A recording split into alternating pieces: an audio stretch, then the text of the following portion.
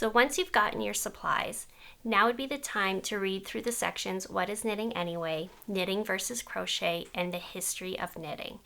This is just basically going to explain a little bit more about what knitting actually is and get a really good understanding before we start actually getting into the knitting.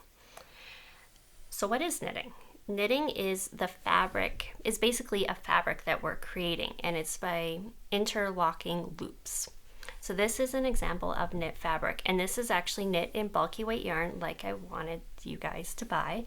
And you'll see because it's got really big stitches. This is another example, and you'll see that these are knit with a worsted weight yarn, which is actually a smaller yarn, not as bulky, and you'll see the stitches are smaller.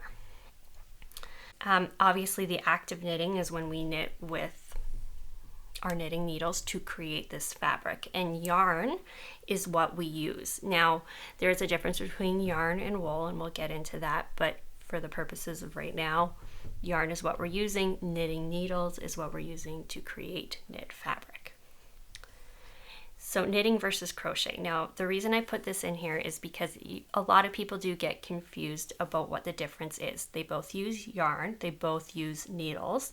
But I'm going to explain a little bit about it, because when you start looking through patterns, you want to be able to make sure that it's a knitting pattern and not a crochet pattern.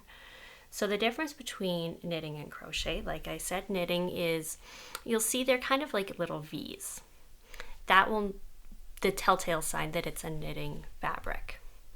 Crochet has more of a knot look to it. Now this is a crocheted hat that was made for my daughter, not by me because I don't crochet, but it's got knots, and it's basically tying knots together, where knitting is more creating loops.